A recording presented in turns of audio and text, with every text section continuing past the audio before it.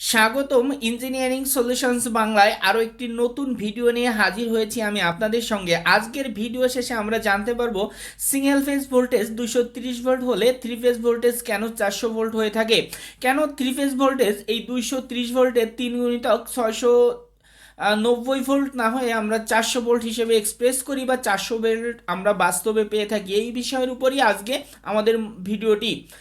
আমাদের স্বাভাবিকভাবেই মাথায় বারবার একটি প্রশ্নই ঘুরপাক খেতে থাকে যে সিঙ্গেল ফেজ ভোল্টেজ 230 হলে 3 গুণিতক কেন আমাদের 230 যোগ 230 ভোল্ট সমান 690 ভোল্ট না হয়ে 400 ভোল্ট হয়।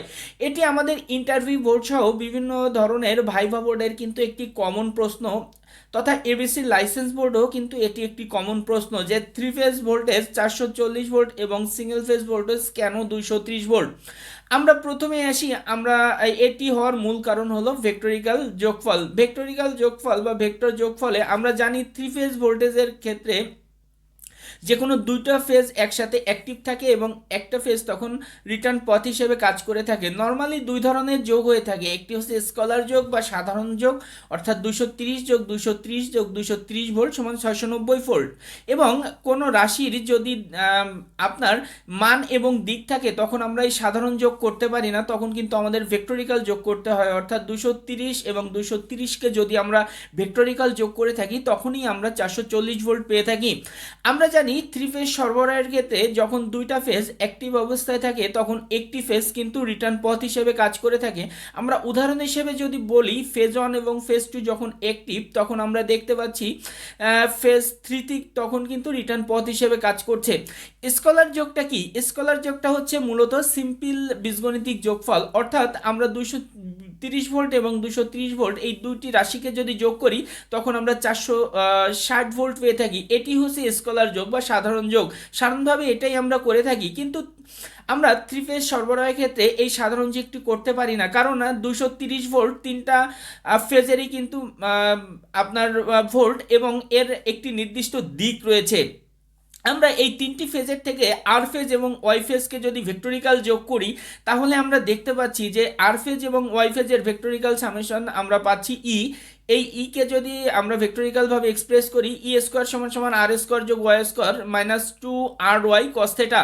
এবার একে যদি আমরা রুট করি এর মান বের করার জন্য এবং রাশিগুলো যদি বসাই 230 স্কোয়ার যোগ 230 স্কোয়ার মাইনাস 2 গুণ 230 যোগ 230 এবং কস 120 ডিগ্রি, তাহলে একে আমরা পেয়ে যাচ্ছি যে 230 যোগ 230 ভেক্টরিক্যাল যোগফল 440 ভোল্ট। এটি আমাদের প্রশ্নের কিন্তু মূল উত্তর ছিল।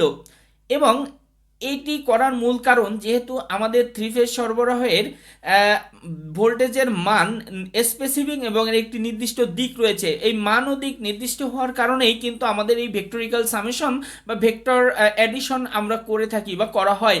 এবং এই ভেক্টর এডিশনের কারণেই কিন্তু আপনার দুইটি 230 ভোল্ট ফেজকে যদি আমরা ভেক্টরিক্যাল সামেশন করি বা যোগ করি তখনই আমরা 440 ভোল্ট পাচ্ছি। এবার আসি আমরা সেকেন্ড হয়ে, আমরা ডিস্ট্রিবিউশন ট্রান্সফরমারের ক্ষেত্রে যদি বিবেচনা করি, ডিস্ট্রিবিউশন ট্রান্সফরমারে সাধারণত প্রাইমারিতে 3টি বুশিং এবং সেকেন্ডারিতে 4টি বুশিং থেকে থাকে। এখানে আমরা একটি থ্রি ফেজ ডিস্ট্রিবিউশন ট্রান্সফরমারের এসএলডি বা সিঙ্গেল লাইন ডায়াগ্রাম দেখতে পাচ্ছি।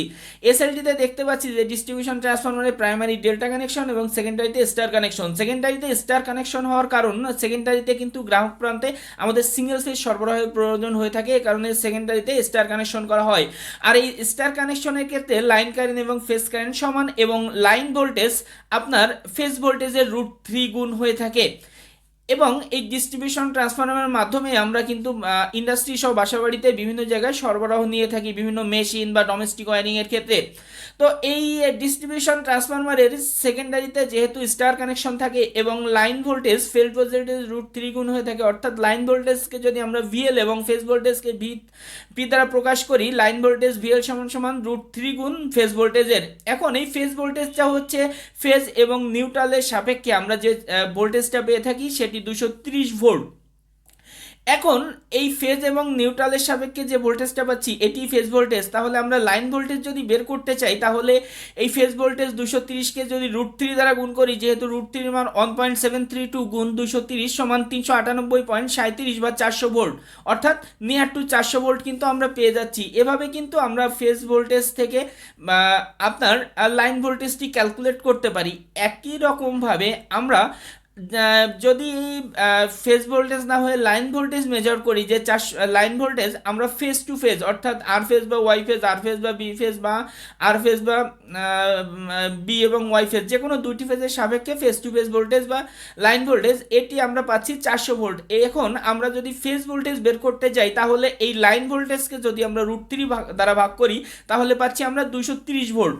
অর্থাৎ আমাদের এই সিঙ্গেল ফেজ ভোল্টেজ 230 ভোল্ট হলে 400 ভোল্ট থ্রি ফেজ ভোল্টেজ হওয়ার মূল কারণ হচ্ছে ভেক্টোরিক্যাল সামেশন, এবং এটি আমরা ডিস্ট্রিবিউশন ট্রান্সফরমার সহ বিভিন্ন ডিস্ট্রিবিউশন বোর্ড বা এলটি প্যানেল, এসটি প্যানেলে আমরা যদি মিটার দ্বারা পরিমাপ করি তাহলে পেয়ে যাই।